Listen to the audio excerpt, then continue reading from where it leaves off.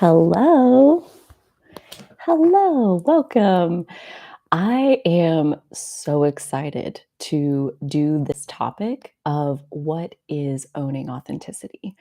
Um, Telling kind of a collection of stories around where owning authenticity came from. Like, why did I name the channel that? Um, what does it mean to own authenticity? That's why I put in the live chat. I would love to hear from you, or if you're commenting later, what does owning authenticity mean to you? Like when you hear that spoken out loud, or you read it as the channel name, or whatever, like what what comes up as far as what does that make you think of? I would love to know. I'm very curious. Because obviously I know where it came from inside of me. And so that's what I want to talk about on this video. So, the first piece that I want to start with is my 2021 year of speaking truth. And I want to set a little bit of a stage as far as a background of like where was I at the end of 2020 and kind of like what was setting the context for me wanting to speak my truth. And then I want to tell how that unfolded and how it led eventually, like within the first 4 or 5 months, it led to me channeling this understanding of owning authenticity. And there was a lot that unfolded in those 4 or 5 months. And so that's where I want to start is with that story. So at the end of 2020, I think the biggest push for me to want to speak my truth was that at that time I had two very close friends, and I was like very close friends with this person and I was very close friends with this person. They weren't really friends with each other. And one of them had a spiritual group where she hosted events where people could get together and talk about spirituality online. Um, and she had started that in about August, and I had started going to those like maybe in October of 2020. So a couple months after she started it. And I just like, yeah, I didn't want to at first for whatever reason. And so I didn't. But when I went,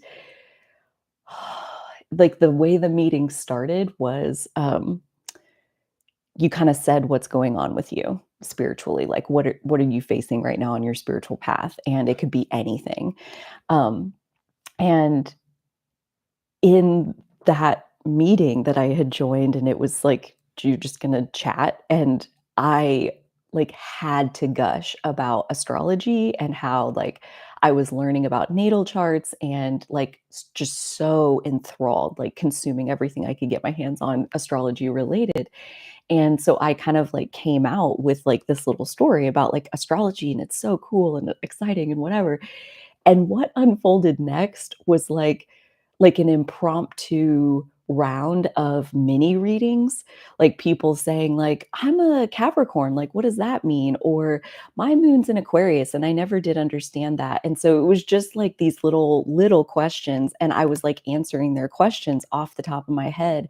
And in that scenario, uh, a monster was born, like an addict was born, because that felt more aligned with my heart and soul than I had ever lived before that, like that probably 20 minutes, 25 minutes maybe, that experience. And that is what like launched me into I've got to give readings.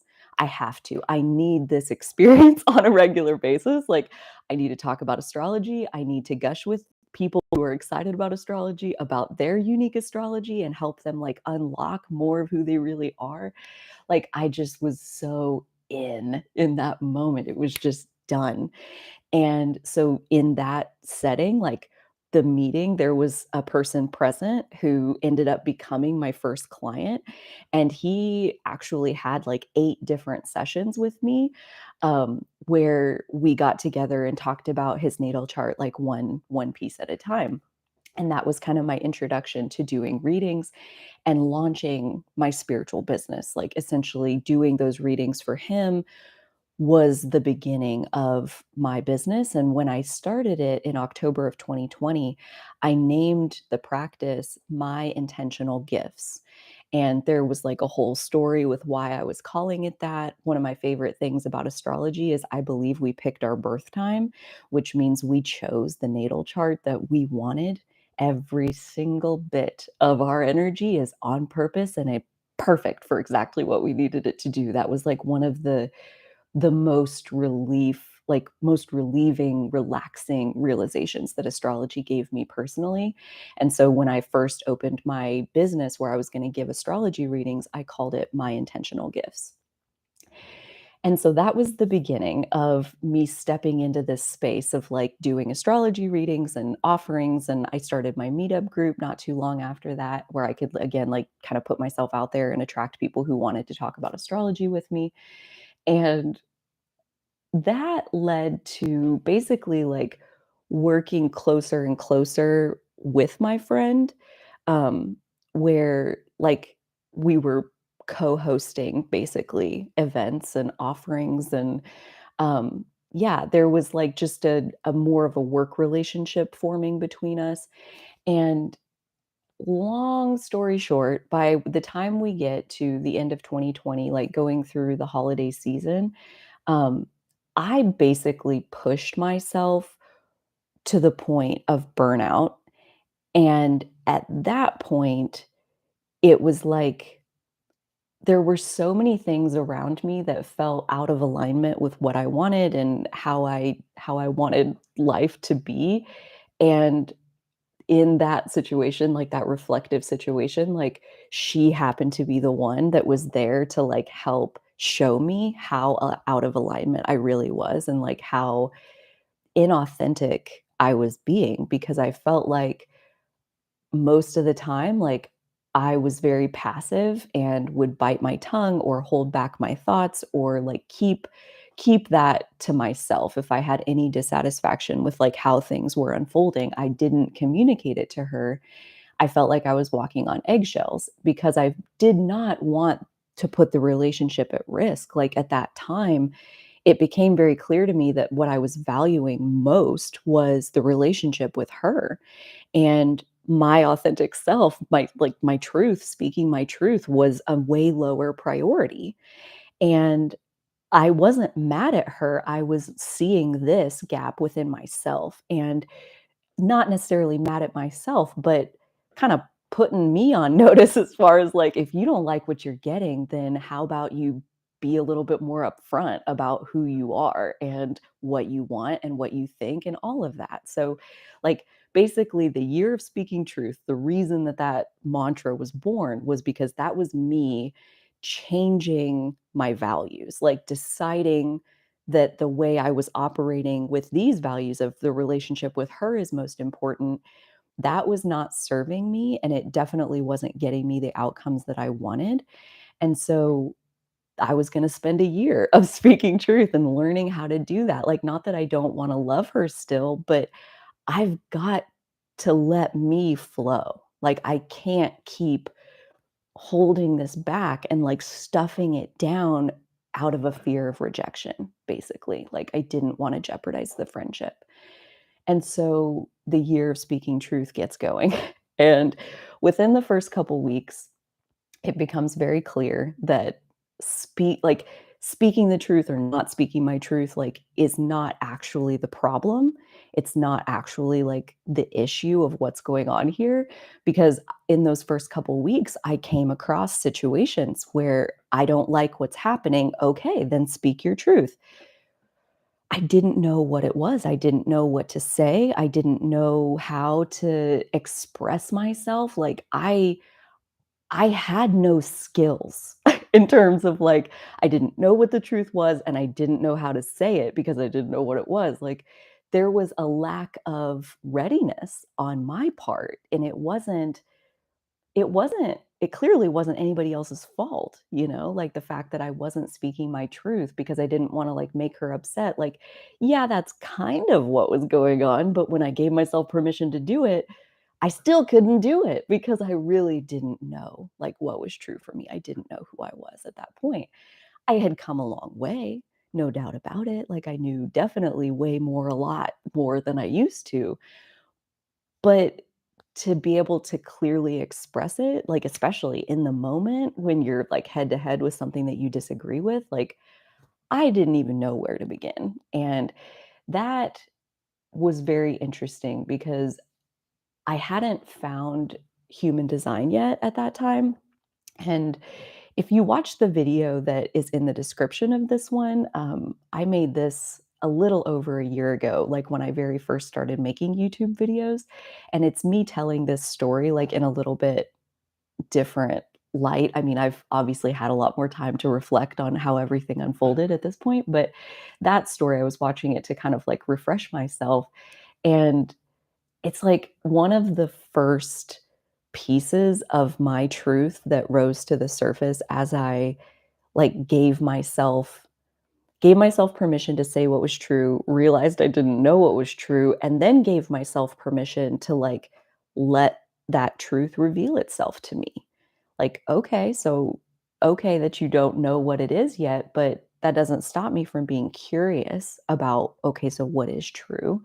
And the first truth that rose to the surface is that like basically the friend called me um like multiple times, like right in a row. And the truth, like, was just a feeling of, I don't want to answer that. Like, no, not right now. And it actually happened where I was like just laying down to take a nap and she called and I like let it ring and like didn't answer because like, no, I don't feel like answering the phone. And then she called again and then she called again. And every time it was like, I don't feel like answering the phone. And she would send me a message or like a text message or a video message or whatever, and like, I don't feel like looking at that. Like, it wasn't some grand truth, which as I told it last year, like, the first truth that came was like this friendship is not in alignment. Like this is not basically you have your hand on a hot stove and the only thing that is continuing to burn you is the fact that you leave it there. So like the first thing I did was like take myself away from her and I didn't cut her out of my life on purpose. I just didn't feel like looking at what she was sending to me. And so I just let like my emotions kind of be my guide, which is what I've been practicing for years up until that point. And still, when I let myself sink into my truth, I realized like one of my best friends like is not in alignment with who I am at this point. Like we've been friends for a couple years and we were great friends for a reason. I'm not saying the relationship was a failure by any means, but at that time, like, we had come to a place where I think I had let myself get so out of alignment with who I was, that at that point, like, an authentic connection with her isn't even possible because I'm not being authentic. So the relationship that we had at that point was, like, very based on the persona that I was portraying of, like, I'm comfortable and at peace and liking everything about what's going on. Like, that's the only version of me that I showed to her. And meanwhile, behind the scenes, I am like more and more and more uncomfortable and like growing resentful. And by the time I got to the year of speaking truth, like I think it was just too late. And that saddened me a lot that like I realized that what was true was that I don't even know how to repair this. And I, I got to get my hand off the hot stove. Like that's all I can do at this point. And I felt so guilty, like, for the first few months of the year overdoing that. I never did say anything to her. I ghosted that relationship and listened to what I felt like doing. Like, and I didn't ever feel like looking at her messages or reaching out to her. It didn't feel good. It felt like putting my hand back on a hot stove. And so I let myself cave in to what was true for me, and it tore me up inside. Like the guilt that I had for the first few months of the year was like, it just was awful to have to go through. And a million times I reached for the phone thinking that I would, like, message her or something, and I had to, like, again, be honest with myself about, "Why are you doing this?" And it was a guilty conscience. That was the only thing that was, like, even partly driving me to, like, reach back out to her. It wasn't because I loved her, it wasn't because, like, there was, like, a genuine affinity for her presence in my life, like, I just didn't wanna feel shitty anymore. And I'm like, I can't use her like that. That's not fair to her, was kind of where I came to. And so I was like, if ever, whenever I have love to share with her, then I will reach out and I will do that. And I haven't been called back there since. And I'm not saying that that means like it's never going to happen, but that was like a really hard pill to swallow, was like recognizing that my fear of rejection had led me so far down the rabbit hole of this relationship that, like, it's kind of past the point of even being repairable. And what came out of it more than anything else, like, by the time I got through the few months of guilt and kind of on into the next stage, it was like, what I want more than anything else is to go back in time and to be honest with her from day one. That's really what I wanted, and since I don't have a time machine, I set the intention of the best I can do is going forward, I'll be honest with people from day one, and if they can't handle that, that's okay, and I will basically, like, live an apology to this friend, like, for my dishonesty. I'll live an apology to her by never treating anybody else like that ever again. Being honest with them and not shushing myself, because I know, like, while that might feel like the easier option in the short term, I know from that relationship that in the long term, it's cancer. It's cancer to the love that you have for the person that you're in a relationship with every time you choose to hide who you really are. And so I made a promise to her soul that, like, I'll never do that again. I will honor you and the relationship that we had by living from this place forward an authentic life where I'm honest about who I am and what I think and how I feel. And that felt really good. Like, I don't feel the need to rebuild a relationship with her necessarily, but again, I don't think that makes the relationship a failure because it launched this intention of, I wanna be honest. I wanna be honest from the start, and I don't ever wanna get years into it where I'm worried that they're gonna hate me because I have to tell them, like, "This is not who I really am. Like, I'm really this person." Like, I don't want them to leave me. I don't wanna lose this person out of my life, and my promise to myself is, like, I'm not going to build a relationship with someone that I can't be honest with, and I think that that was, like, a really productive thing for me to realize. So, that was, like, the first few months of my year of speaking truth, was that whole experience, and it was within that that it became clear that it's not about, so before I had owning authenticity, I understood it's not about speaking our truth, it's about standing in our truth and being it, right? Like, letting the truth of who we are make our choices for us in terms of what we say and where we go and how we spend our time and who we choose to spend that time with. Let the truth lead the way. And then April 1st, of 2021, my grandmother passed away. And this, like, I for that story, I'm gonna say, like, yeah, listen to the video that's in the description because I go way more into kind of the effects of what that had on me. And it short version, it stirred the dust up in my world where I could no longer see clearly anything. I didn't know what was important. I didn't know what mattered to me. I didn't care mostly. What was happening on the inside was like, I felt kind of brain dead and I felt like a massive spiritual awakening and a shift was like unfolding under the surface, like unconsciously, subconsciously. I didn't know what exactly was going on, but like I knew I felt like laying in my bed And I did that for like 3.5 months, my hibernation. I learned from Matt Kahn recently that I was in apathy. Like I didn't care.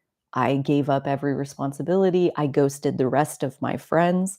I stopped seeing anybody that I like didn't have to absolutely see. And for the rest of the time, I just was alone inside of myself, sometimes binge watching Netflix and most of the time sleeping.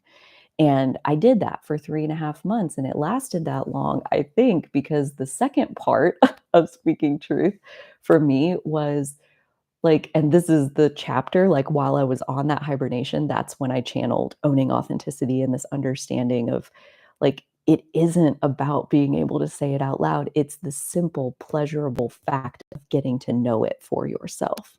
Like, in that massive, like, dust stirred up, zero clarity, zero visibility into what my truth was, like, I no longer cared about saying anything to anybody. I just wanted to know.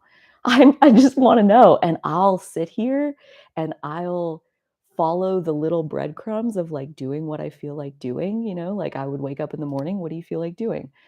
"I feel like staying in the bed." So I would go make the coffee and get back in the bed.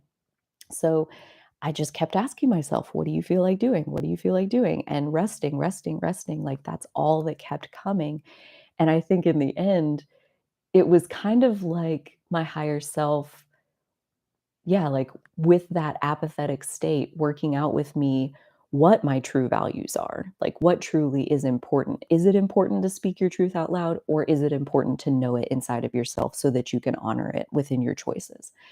That worked itself out without me ever thinking about it. It was just like under the surface emotionally, like that became clear. And the the part where owning authenticity came in was I had started my podcast a couple months into the year of speaking truth. I felt ready to like dive off the cliff and go for it. That's the name of the first episode, where you basically do it scared. You wait for the hell yes energy moment, and then even though you're scared, you do it anyway. And that was the first episode and the second episode. And that led very quickly to the third episode called Vulnerability Hangover, where I was like dying inside because I had done the thing and oh my God, like put myself out there and it's stupid and you look stupid or you sound stupid and you should have said this and you shouldn't have said that, and like picking it apart and like doing what we do. And so I get into the hibernation, the lack of clarity. I was making like a little bit of podcast episodes, and for the most part, like couldn't, because of the brain dead part, the, like, utter lack of clarity, I can't think, and it was in that space where I realized, like, again, like, it's not about being able to express it to anybody else, like, it is about being able to stand in it yourself, and how, like, knowing who you are is so internal and valuable and secure, because like the ownership piece, meaning nobody can take it away from you. Like who you really are belongs to you.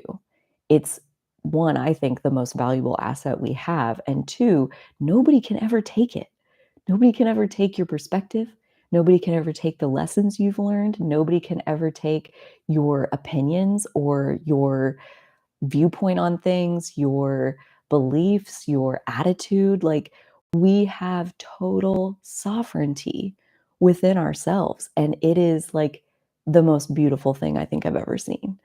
And that was where like the owning authenticity comes from. Like it kind of like was the year of speaking truth evolving out of like, I don't even care about speaking my truth. I just want to own my authentic self and be that and let the world deal with it as they need to. Some people are going to love it, some people are going to hate it. And that's really like when you watch content, like I tagged a bunch of Dr. K videos onto this week's playlist where he's talking about authenticity and kind of why it's hard, why like why aren't we living like that already? Like if authenticity is where we feel fulfillment and satisfaction and all of that, like why would we ever choose anything else? And I think it does come back so much to trying to maintain relationships and basically the fear of rejection, the fear of disconnection and being alone. Like that's I think where the self-preservation instinct comes from, where we choose to lie. We choose to be inauthentic in the moment because we don't want to upset the relationship. We don't want them to leave us. We want to stay connected. And so we value the connection with the other person over the connection that we have with ourselves. And the part about that that stands out to me now from like, living through kind of trying to embody owning authenticity for about a year and a half now, what stands out to me most is that, we choose inauthenticity or we choose to put on a mask, we choose to play our part so that we'll be liked, whatever that looks like for us. We do that because we're afraid that the others will reject us. But every time we choose inauthenticity, that's us rejecting ourselves. And like as Dr. K put it, like every time we take a step away from our who we really are, we choose to be inauthentic, it's sowing a seed of karma. So like every time we're inauthentic with a person, we do damage to the relationship. We took the pain of the moment that we were trying to avoid and we planted it in the ground and got the tree version, which is worse, which is like, I think basically what happened with that relationship. Like, I damaged it with my lies to the point where there's like no authentic connection left to salvage. And that was heartbreaking for me to realize that, like, I did this to our relationship by hiding who I really was. And that sucks. That sucks for me to lose my friend. That sucks for her to lose her friend. Like, I don't ever want to make that mistake again. And basically, like, having the courage to face the potential that other people are going to reject you, it's like in the bigger picture, what you're really doing is accepting yourself, is refusing to reject yourself, refusing to keep yourself under wraps or make yourself be smaller so that you fit into the group that you're trying to be a part of. Like that self-rejection is what erodes our spirit and makes us feel lonely. Like in the Dr. K videos, he talks a lot about how basically loneliness is kind of another word for being inauthentic. Like when we feel lonely, it's because the only part of us that is shown to the other person that can connect with the other person either isn't who we really are or is such a small piece of who we really are that there's so much of who we really are that's disconnected. And loneliness is the way we feel when we're disconnected from other people. And that so much of loneliness is kind of cured through being authentic, like being courageous enough to let yourself be vulnerable and let yourself be seen. And like anytime we take a step into vulnerability, I always want to come back and mention how, like the Brene Brown quote of not everybody has earned the right to hear your story.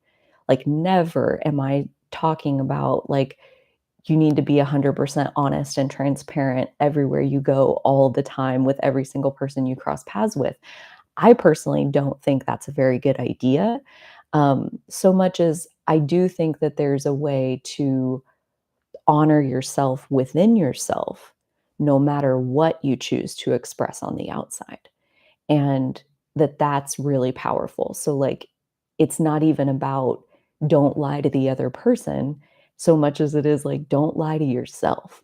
Like, as long as you know what's true, then you're basically good to go, like, regardless of what you're going to say and reveal to the rest of the population.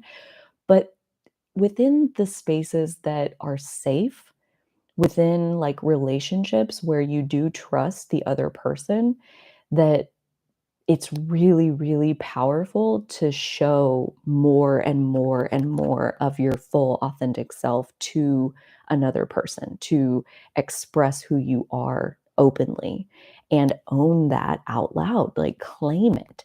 claim it as something that belongs to you. And like an example of owning authenticity, I was talking to somebody the other day who feels very nervous because they haven't done something before and they're getting ready to like do this thing for the first time. And I shared that, like, when I'm in that situation, owning authenticity for me looks like saying out loud, I'm uncomfortable. I'm so nervous. This is the first time I've ever done this before, and I'm going to try my best. And I cannot promise anything even remotely close to perfection, and maybe not even adequacy, but like I'm going to try. And I'm trying, and I'm proud of myself for trying. And I'm proud of myself for being so uncomfortable and showing up anyway. And I'm so grateful that I get to be here with you specifically because I do feel at least somewhat safe to be doing this trying. So, like, owning authenticity, saying what's real, not trying to put up a front of like, I got my shit together and I have everything figured out and like, I'm totally secure. I don't ever feel insecure. Like, everybody feels insecure, everybody, and if you say you don't, like, that's kind of a sign of a sociopath, you know? Like, if you don't ever feel and it's just emotional variability. Sometimes we feel safe, sometimes we don't, and in the times where we feel less secure, I think it takes a lot of guts and a deep honoring of yourself to be willing to voice things that maybe reflect poorly on you according to culture's standards. Like having to live up to having your shit together or like keeping yourself together or like don't get too emotional or, fake it till you make it. Can't tell you how much I dislike that phrase. Fake it till you make it. It's an illusion. It's a hoax. It doesn't exist. It's not real. It's stepping away from like what's real, what's your authentic self, like when you're faking anything. And you got to ask yourself, why are you doing that? Like what's behind being fake? And that's a good place to start as far as like if you do resonate with someone who is more on the side of just getting into wanting to be more authentic or like wanting to express more of yourself, I think it's really fair to kind of like start with honoring there's clearly a reason why you're not doing this already, and that's okay. Like typically, and again, I would highly recommend the Dr. K videos, but like he's basically saying typically the reason that we would ever like learn how to wear a mask is because when we showed our authentic self to someone before, they did not react nicely to us. We did get rejected and it hurt. Maybe we got more than rejected. Maybe we got ridiculed or made fun of or laughed at, which is just a deeper, sharper form of rejection. And that freaking hurts. And so to be scared of rejection it's like, again, kind of coming back to like, oh, you shouldn't care what people think about you. It's like, again, I don't even think that's possible. I think we do care what people think of us because we're wired for connection. And so when we've shown our authenticity before and had it rejected, that leaves a scar where we're like, I will not make that mistake again. I'm going to hide this part of me so that nobody ever rejects it ever again. But the thing is, like, if you hide it so that it can't be rejected, it also can't be accepted. And having that, like, lack of acceptance, that lack of a sense of belonging or feeling lonely, it's like, how do I say this as gently and nicely as possible? It's like that is a problem kind of our own making of letting our fears of rejection hold us back. That like in order to be accepted and belong, we have to kind of like start that ourselves as far as like accepting ourselves enough to express what's true for us. And that can be so scary. But again, I go back to like find a safe place. This isn't about like picking some random person that's like already in your life that you already have friction with and being like, here, let me tell you my truth. Like, it's probably not going to go very well, but that doesn't mean that there aren't practicing grounds in your world or like little pockets of space where within this relationship, I mean, I still have the thoughts in my head of like, nobody likes me or like nobody wants to hear from me or whatever. I still have those thoughts. But this person, like time and time and time again, doesn't treat me like that. They hear me and they ask me questions and they want to hear my story. They, express interest in my story. That's a good sign that this person is resonating with your authentic self, even though you may only be putting out little snippets here and there.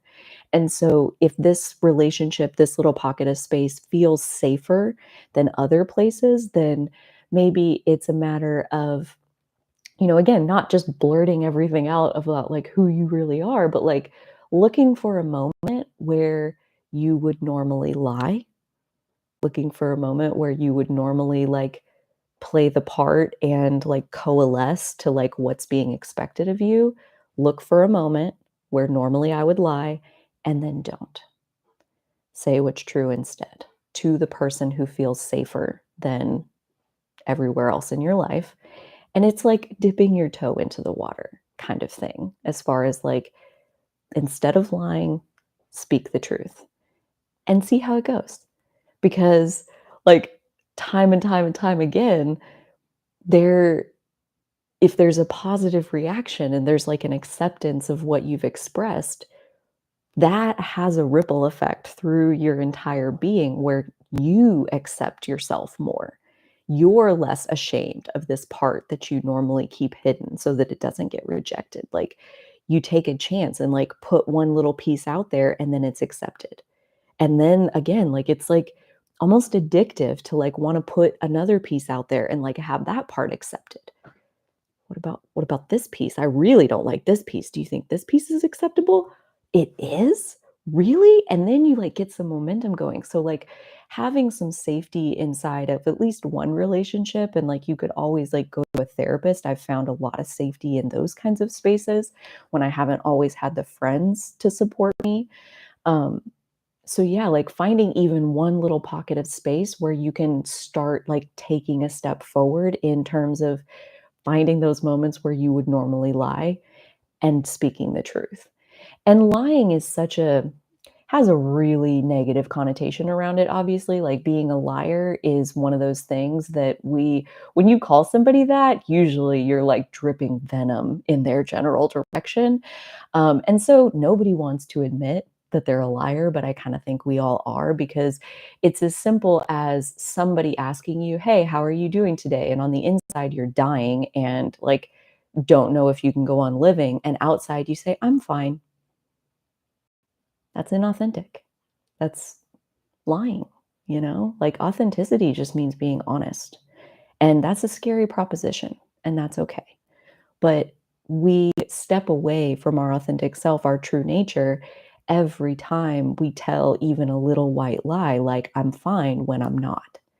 And we do that for a lot of reasons. Again, I think it's really helpful to spend some time looking at why you lie, why you choose to hide the truth.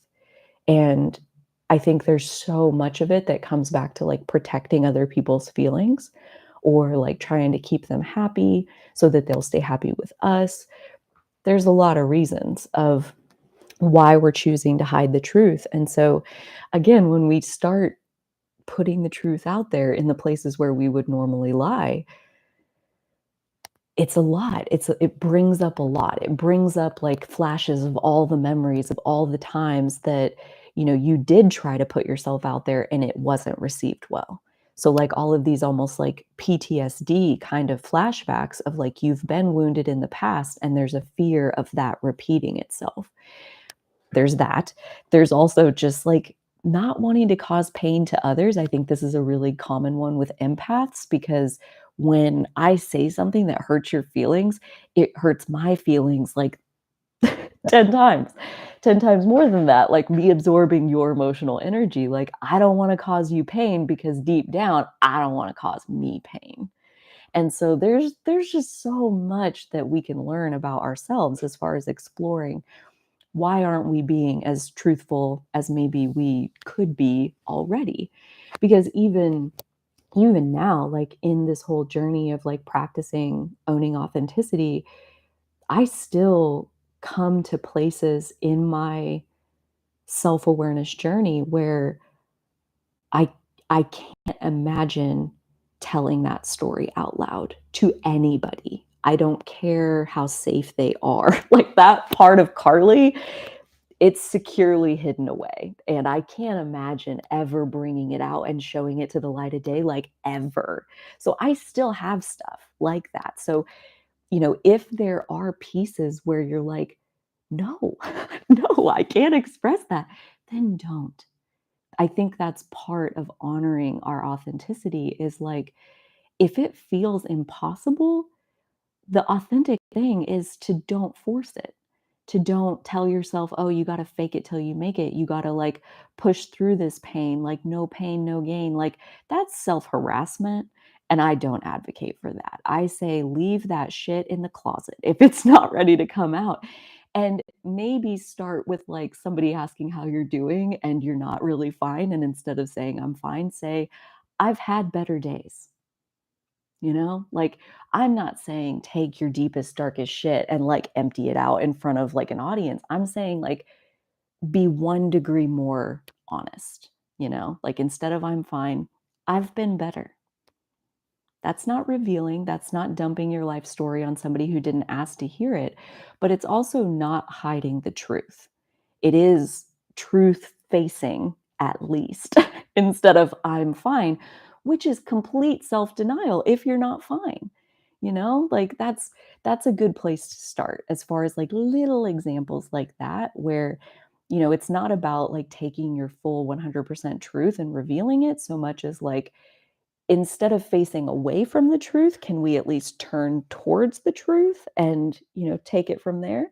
So 1 degree turns, as always. That's one of my favorite tools in the toolbox is like we're not trying to get all the way there. We're just trying to turn 1% more in the direction of what's honest and truthful and authentic about who we are. And remember, it's not even about expressing it out loud anyway, so much as it is allowing ourselves to face things. And that's again where I look at like the closet full of shit that like that stuff I can't even imagine it coming out. Like I don't know how that would even happen. I go get in there.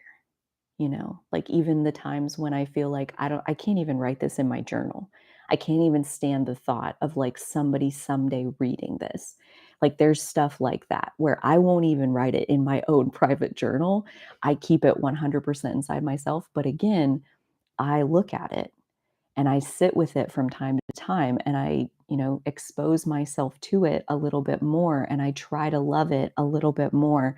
I try to accept it a little bit more inside of myself. It's especially this one that like I'm really thinking of like happened when I was like less than 5 years old and I spent 30 years. I'm 34 now. Like I spent 30 years like refusing to even acknowledge that this existed.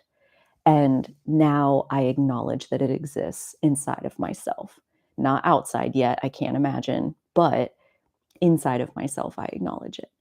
And so to me, that's a 1 degree turn of it's not about expressing it out loud, it's about knowing it and owning it within yourself. And that's where, like I do think that embodying our truth is my goal at this point and where I started my self-awareness journey, like so much of the beginning of that was trying to figure out like where my boundaries were, like what I was comfortable with, what I was okay with, and like how to have boundaries and how to communicate with others like that they're crossing your boundaries and like all of that. And so that was like 7, 8 years ago and now I've grown into this version that sounds more like I want to embody my truth and basically by doing that like I feel like I don't need boundaries.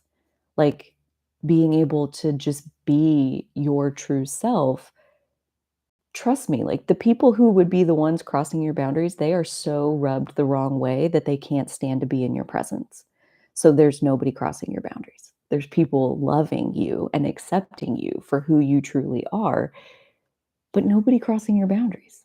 And it, like, kinda makes me wonder, like, if boundaries are even a thing, like, or if that's a way to police that I've put a mask out into the world. I've cultivated a personality and I put it out there, and that personality has an issue with how this person is treating them. And now I need a boundary. And like that was very much like my boundaries. Like I was definitely trying to get somebody to like me, and what they wanted me to do felt like it crossed my boundaries. And because I didn't want to do it. Like it wasn't in alignment with who I was at all. It was call her on the phone. It was like nothing major, but like I don't want to talk to her on the phone. Very simple. And like, how do I clarify this boundary? And it's like, I only need a boundary because she doesn't know who I am. Like I've been showing her this cultivated mask of a face. And she thinks that her and this person, like they have this awesome relationship where this person would obviously want to call her and talk to her on the phone every day. And she didn't know. She didn't know that, like, you know, a lot of that was fake because I want you to like me. I need you to like me, I thought, it was very important to me that she liked me. And that was why my value is her liking me, not me knowing or expressing my authentic self. And I'm very grateful for like all of those relationships that I've ever had where I was faking it. I was, spending time out of obligation, not out of like a true desire for that person's company. I'm grateful for every bit of that because the outcomes of all of those relationships, like those failed relationships, let me see that like that doesn't work. Like faking it so that they'll like me so that we can stay connected, like in the long run, that doesn't work. Like building a relationship based on authenticity, like it doesn't work. And I had to see that for myself in order to be able to face the fear, like to muster the courage that it takes to express who you really are and risk being rejected by others. But I do think, like, on a soul level, there is that fulfillment within it as far as like that self acceptance and never rejecting yourself. Again, you don't have to choose to say any of it out loud, but you do have to face yourself. Like, if you're too scared to face it, like, there's not a lot of hope of, like, having that part of you accepted by anybody else. And I think, like, being accepted, I don't know about you guys, but that feels like just like biologically we're wired for connection, like, I think on a soul level, we're wired to want to be accepted, to want to have that sense of connection to other creatures who value our existence. And yeah, like anybody who says like the answer is like, just don't care so much what people think. Full of shit, I think. That's my own personal opinion. I think that's what's true. And it's been kind of fun too. Like part of the outcome of this like owning authenticity journey for me has been like practicing how to say my truth. Like that's something that I had never practiced before. I practiced saying the right thing, saying the nice thing. And I didn't have skills to like be able to speak my truth. And so I've been practicing like how to like just in conversation on a regular basis add disclaimers basically as far as like this is what's true for me. I don't know what's true for everybody, but I can tell you that for me based on what I've experienced this. And then I try really hard to like talk about my own experience, my own lived experience, and try to and I catch myself every once in a while, but like try not to get off onto rants about how, well, yeah, because people just blah, blah, blah. And like talking about the problems of what everybody else has got going on. Like that's definitely a tempting distraction from facing like what we got going on. And so I try to focus on telling like I stories. And some might look at that and say it sounds really self-centered. I look at it and see it as like it's me expressing my authentic self and doing like giving the kindness to everybody who might listen to it giving them the kindness of not assuming that my truth is their truth. That, like, I'm not trying to convince anybody that they need to adopt my truth when I'm saying it out loud. There's a like, just a self-expression piece. Like, when you look at, um like, I often associate speaking truth with Sagittarius for whatever reason, and when you get into fire energy, it's like you start with Aries where you have a spark of, like, your divine essence coming into carnate in this world incarnate in this world.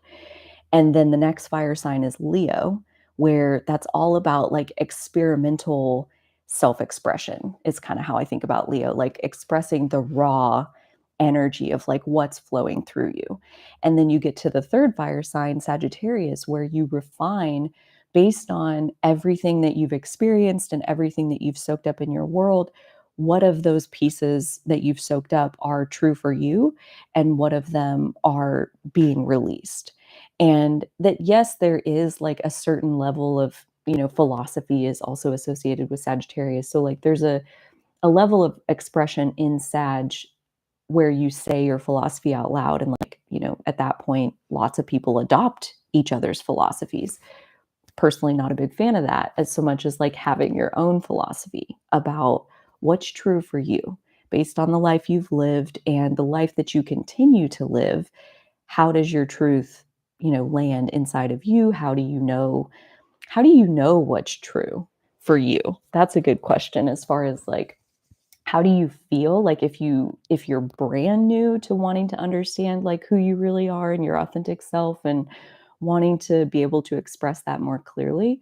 Like, I think authenticity is kind of vague. It's kind of a like an attitude more than it is a location.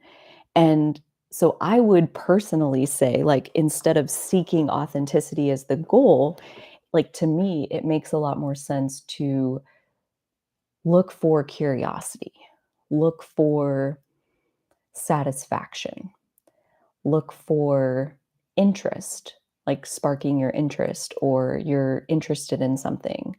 Like Liz Gilbert said, she was on a book tour in Holland, I think, and she went to a botanical garden.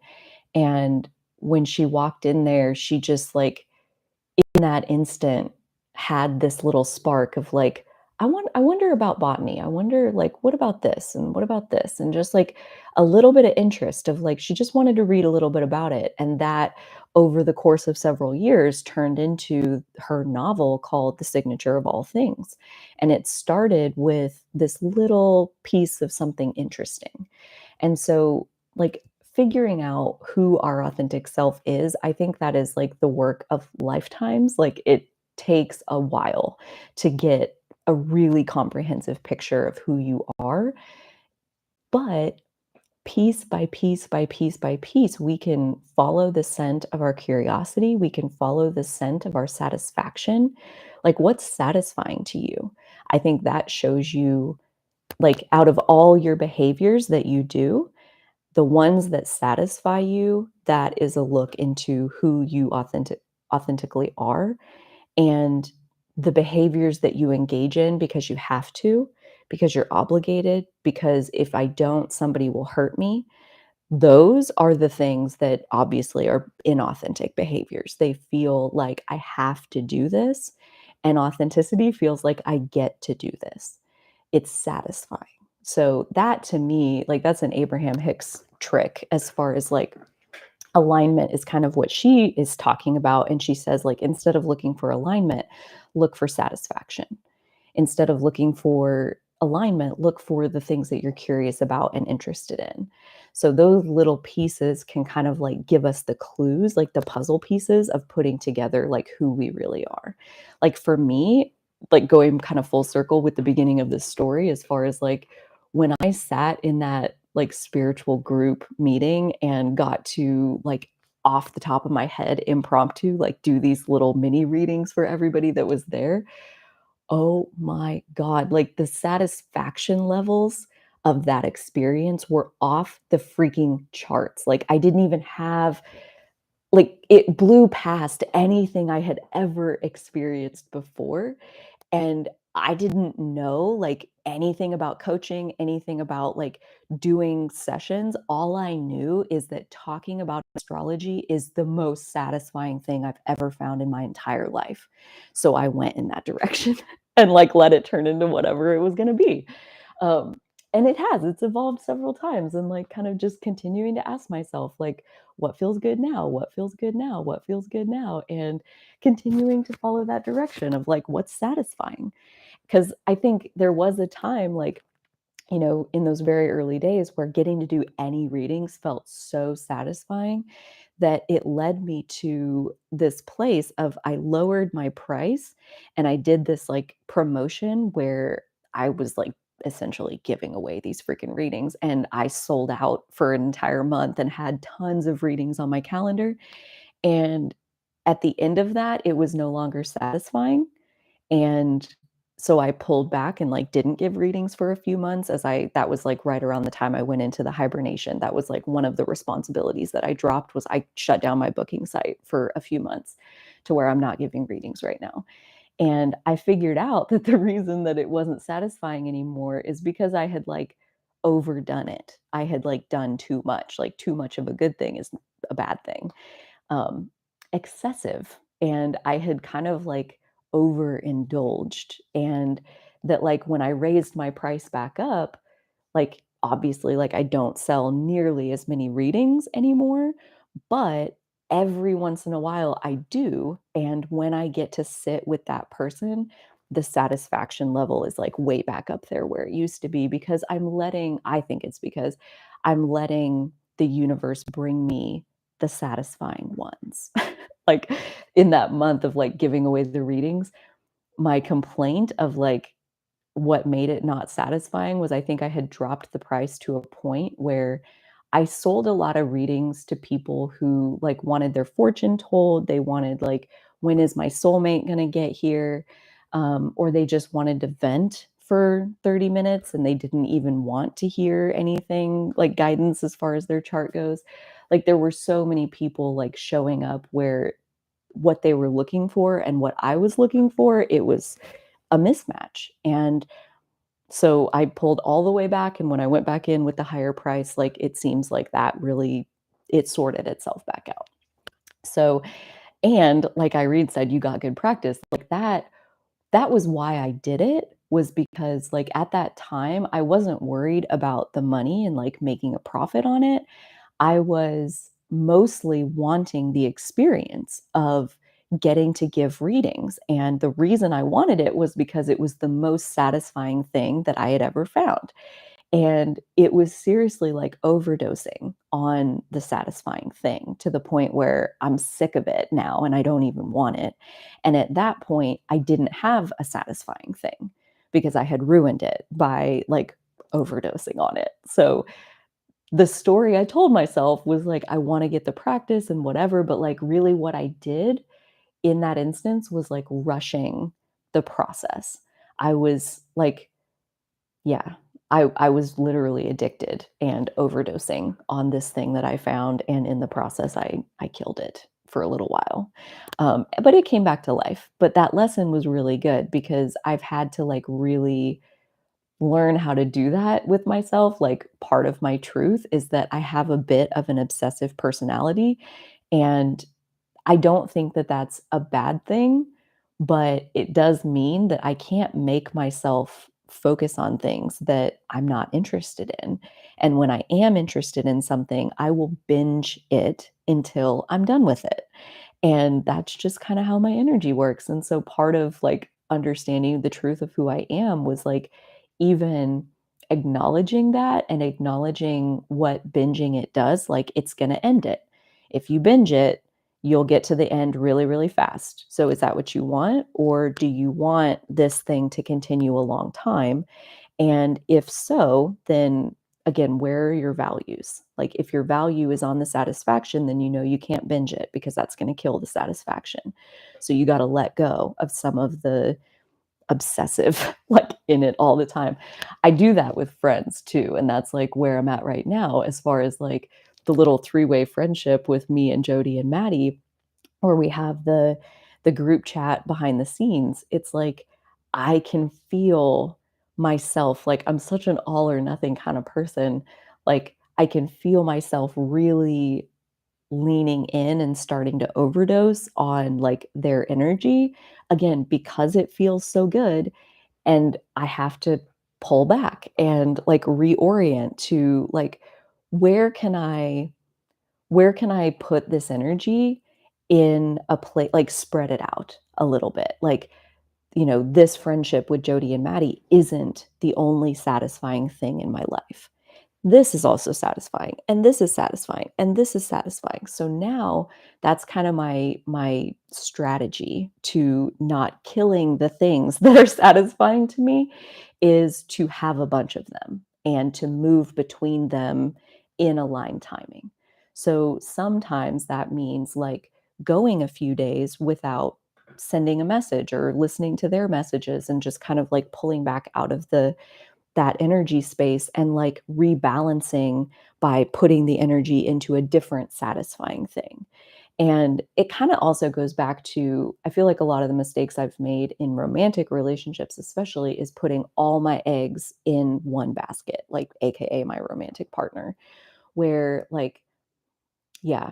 Usually, like, in my 20s, especially, when I would get into a relationship, I would, like, let go of all my friends. I would, like, be given the minimum on school or work or, like, whatever that was, and just focusing, like, all my energy into this one satisfying thing being this romantic relationship, and that smothers a person faster than anything else, and you can love them to death, and then they gotta go, and then they take the basket with all your eggs, and they exit stage left, and that happened to me over and over and over and over, and finally, in my late 20s, the day before I found Abraham, I basically, like, shouted at the heavens, like, "I'm done doing that. I'm done living that way. I'm done putting all my eggs in one basket, and I'm gonna spread it out. I'm gonna put my eggs in my own basket first and foremost, like, make sure I have my eggs, and then, like, oh, like, here, have some friends and put a few eggs over here, and, like, oh, do some readings and put a few eggs over here, and, like, have this work that's really fun and eggs over there, like, spread it out. I don't know, that works for me, and I can't say what will work for you, but I do know that satisfaction is kind of a gateway into understanding our authentic self, so I hope that helps. Yes. Reminds me of how overwatering a plant is the easiest way to kill it. That's a fact. Like, if you underwater a plant, it's gonna grow a little bit more spindly. It's maybe gonna lose a leaf or 2, the oldest leaves so that the new leaves can thrive. Like, underwatering a plant does, like, really, really, really slow damage to it, and overwatering a plant, you can kill it, like, in just a few minutes, like, drown the plant and it'll soak it up and it dies, and then there's no bringing that back because an underwatered plant, I know from personal experience, you can give it just a little bit of water on a frequent basis, and you can, like, revive it, like, bring it back to life, like, make its little stems get thicker, and, like, it'll start putting on new leaves, and, like, you can bring an underwatered plant back to life, but if you overwater, you do kill it, and then it's dead and it's over and there's like nothing to heal. And I feel like I overwatered like every romantic partner I ever had up until the last one. So, yeah, it's like learning how to spread it out. Like that's one of the main reasons like I realized I need friends. Like I need to prioritize my friendships because every time I would get into a romantic partnership, I would let go of all my friends and then would only have my partner and then they like go away or whatever and now I have nothing. And I had nothing over and over and over again as I let myself get into that. But I realized, like, not only if I build up my friendships, is that, like, more relationships in your world. So, like, if your romantic partner, like, if that doesn't work out, like, you're not left with nothing. It also makes it a lot less likely that I'm gonna overwater my romantic partner, AKA kill the relationship myself, because I do this a lot too, as far as like, Dolly and I have a lot of conversations, really awesome conversations, but every once in a while, she's in her place, like processing. She's not in the space of like wanting to have a conversation. And in past relationships, I would barge right in and be like, I need to connect and you're my person and like we need to connect. And that's overwatering that because now when she's not in the mood to talk, I go talk to my friends or I make a video or I record a podcast episode or I write in my journal or I have all of these other outlets for expressing myself where I'm not dependent on this one relationship. So that's something that like for me had to be adjusted in my priorities and in the way I was operating as far as like it is very worth it to me to invest in building multiple satisfying things, um, and splitting my energy between multiple satisfying things so that I don't accidentally over nurture any of them, hopefully. That's the hope. Aw, Andrea says, "Yeah, leave that shit in the closet until you're ready." That is kind. I am so glad that you find that kind. I think overexposing our authentic self is, like, part of what keeps us scared of doing it, and, like, really, like, the tiptoeing into the shallow end of the pool, like, one little bit at a time with what feels faceable, like, what truth feels tellable, and to not ever force ourselves to, like, go further and faster than what we're truly ready for. Because I think, yeah, it just, like, stunts us back. If we go too far too fast and then that gets rejected, like, yeah, you're at risk of, like, shoving it all back in the closet and being like, "See, this is why we wear a mask. Take the mask off. Let us see you." That's what I want. I wanna be the kind of person that is my authentic self, mostly because I love I love the like, the permission slip that it grants to the other person who I'm interacting with to, like for them to be their authentic self. And then you start, I think of the sacred circle is a perfect example of where that's, like, basically a group heart to heart, or the heart to heart series is another good example where it's 2 people or, like, it's multiple people, like, saying what's true for them, like, having a conversation, having an honest conversation, like, I love like, there was one of the sacred circles that was right around the time of, like, the triple conjunction in Taurus, and the conversation that we had, like, started with one person kinda going out on a limb and admitting that they had been super anxious lately and, like, having panic attacks for the first time in their life and seeing a doctor and doing this, and, like, this is just kind of them telling the story of, like, honestly what they're going through, and what happened was another person chimes in and says, "I'm having panic attacks this year for the first time in over a decade."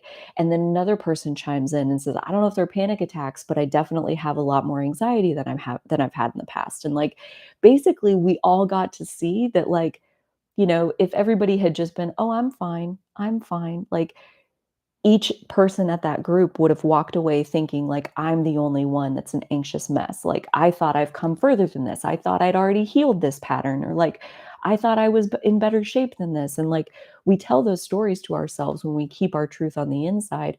But like that one person being willing to express what was true for them signed a permission slip that like went around that circle where basically we all got to walk away knowing that I think everybody's feeling kind of anxious right now. I don't think you're alone in that. I don't think you failed. I think there's a bigger reason of like why the energy on the planet right now is causing more anxiety than what we're used to. It's not a personal failure.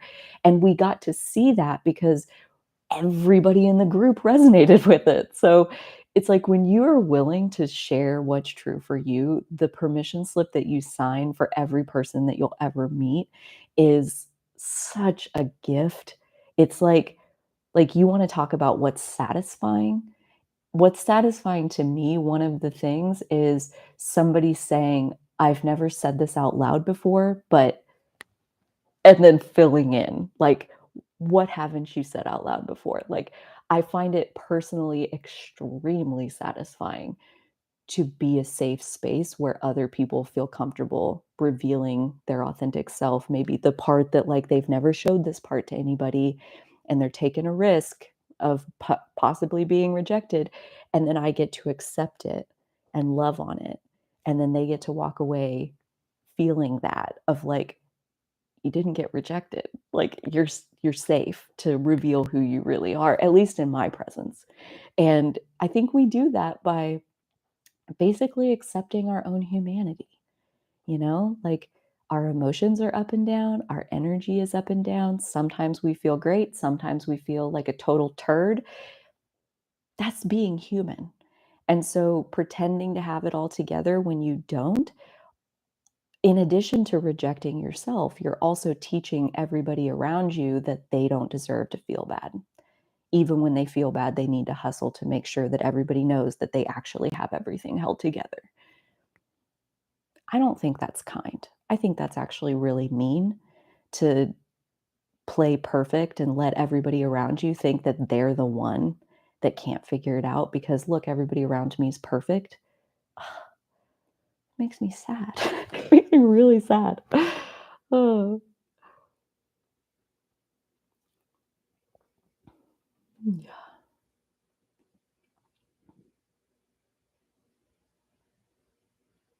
Thank you, Upward Spiral, for catching up Uta there at the beginning. That's so sweet.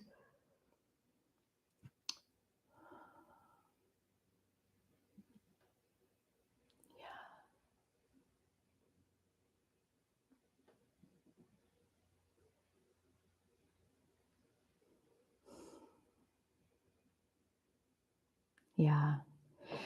I think the self-isolation, like, you know, basically holding our truth inside of ourselves or hiding it from others, like, there is such a tender self-preservation instinct in that.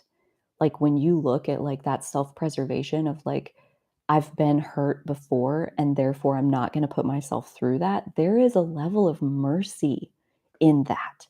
There's, like, a level of love and kindness that says, "I know it hurt, and I'm not willing to make you do that." Like, kinda softening into, it's actually really kind to hide away the truth that feels too vulnerable to share. Like, nobody is asking you to share that stuff with anybody, but they're in hiding away most of your truth, in isolating most of your truth, you run the risk of feeling isolated. And not that you can't feel that way or live there, everybody gets to choose. But I know when I feel isolated, it hurts. It hurts really badly to feel disconnected from anybody else and to feel like I don't have a connection, a meaningful connection with anybody else in this world. Like, to me, that hurts me. And so you for me, it was a matter of, like, weighing which of the pain which of these pains is bigger, the pain of isolation or the pain of facing rejection. And that's where my strategy, I think, comes into the mix as far as, like, it does hurt more to be isolated, especially when you only are looking for safe spaces to practice revealing and, like, to come out of isolation and come into a space where you are more self-expressed, making a very intentional choice to choose a space that's safe, and then going at it one slow little piece at a time and giving yourself that mercy of not making yourself go faster than what you're ready for. Yeah, I think there's, like, so much self-love in self-protection, and we do self-protection instinctually. Like, we love ourselves instinctually, and that feels really good. I mean, yes, we're holding ourselves back in a way, and if you want more connection, you're gonna have to express more yourself, but, like, even to just kinda soften into, you're not wrong for wanting to self-isolate, like, that makes a lot of sense, especially the more, like, yeah, the more rejection we've faced, the more we had, especially early on, I think. Yeah, so Maddie is sharing the link to the Sacred Circle. Um, We host those on the fourth Tuesday of every month, and Sacred Circle is the name that felt aligned after we had the first one. I came out of it and I was like, "It's a sacred circle." I didn't know that going in. All it really is a conversation.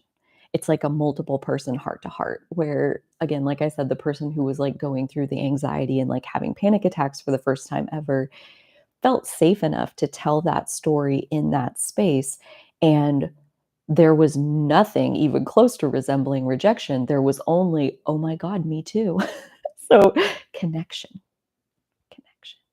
So, yeah, I would be very curious, like, if you're somebody who, um, isn't interested in the sacred circle, like, is it because it's on Tuesday morning and, like, you're not available on Tuesday morning, like, for time zone or you're at work or, like, something like that? Like, if we had it at a different time, would you be more interested? Um, or is it any of the like, the anxiety of preferring to self-isolate? Like, I say that because there is total freedom to, like, come to the sacred circle and which is over Zoom, and keep your camera off, keep yourself on mute, and to observe and not participate. In the attempt of, like, making a 1-degree turn, of, like, getting to come and see, like, is this a space where you could feel safe? Um, you don't have to say anything when you come. So if you wanna come and try it out on silent mode, like, that's totally allowed, and then same, like, it's a monthly subscription, basically, to get yourself access into the Patreon so that you can come to the Sacred Circle and, like, watch any of the other bonus stuff that's in there.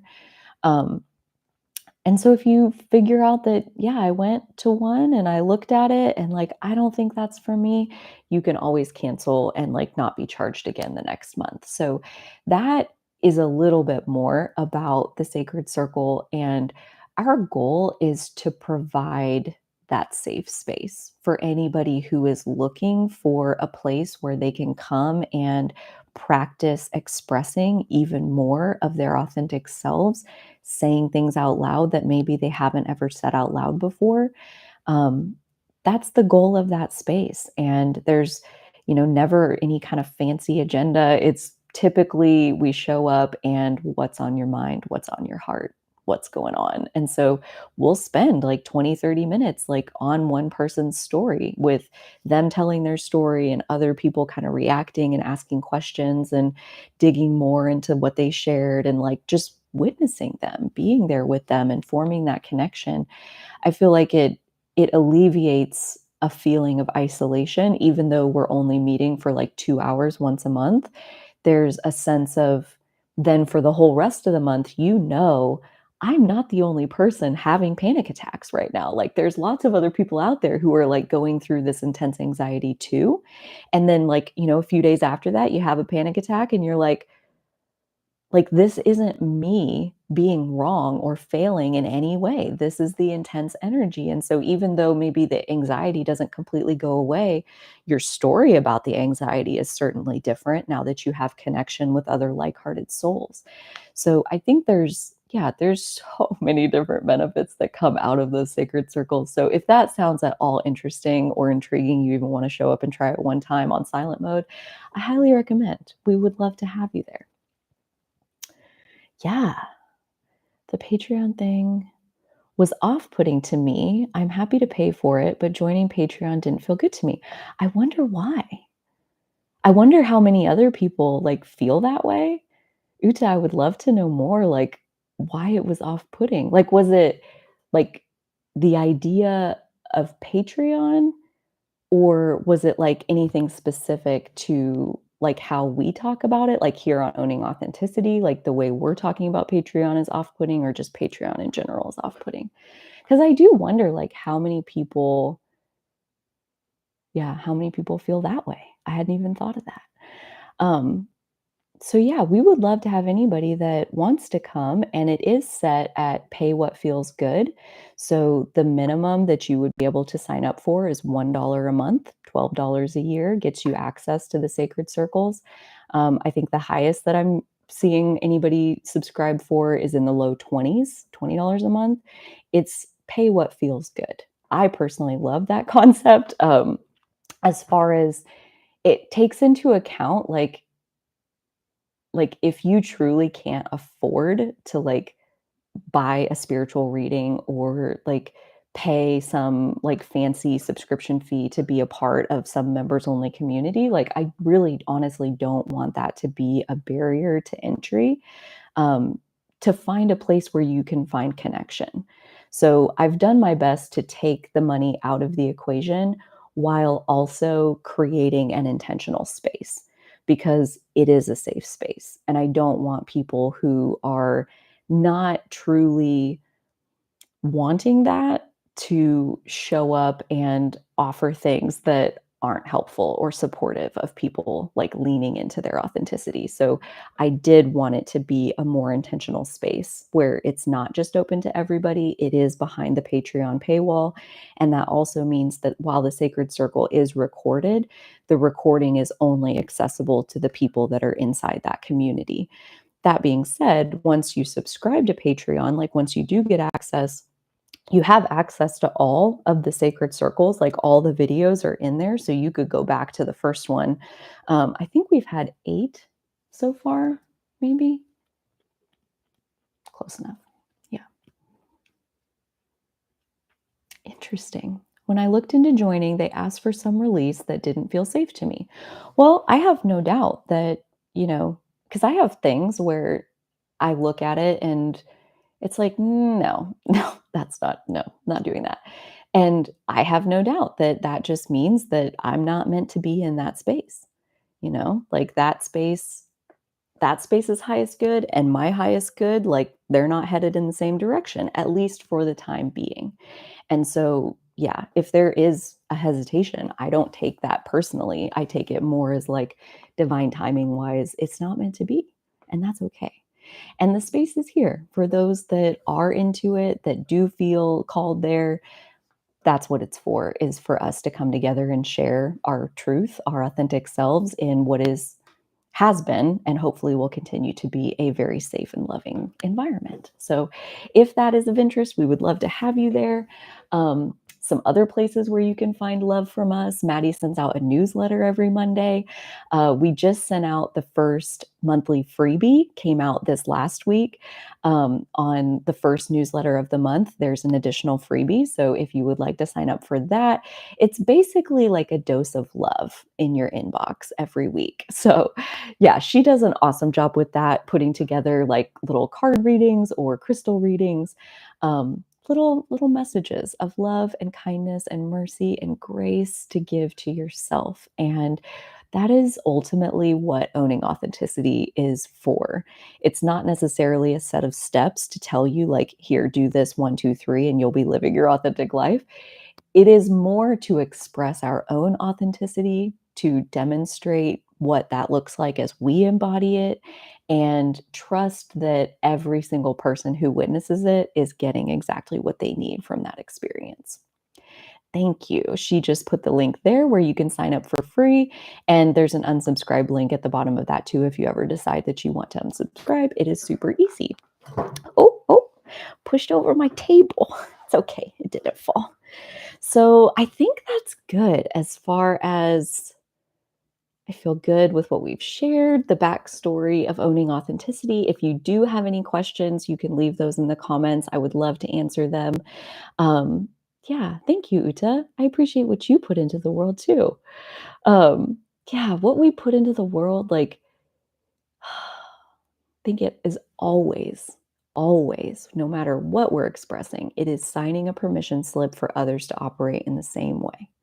So the more that we love and trust our authenticity, the more we're sending that ripple effect out into the world. And I personally value that a lot. So if you are someone who resonates with this message, I thank you so much for being here. I trust that the little ripple effects that I send out that are washing over you are doing whatever they need to be doing for your own ripple effects. And I know those ripple effects touch people that I've never even met before. And I'm grateful for the whole entire process. So thank you for everything that you do to fall more in love with and accept your true self. It makes the world a better place. It truly does. Thank you for being here. I will see you again soon. And yeah, if this resonates, don't forget to like the video, subscribe to the channel if you haven't. And until next time, dear friends, I hope you take such good care of yourselves, and so will I. Okay, bye.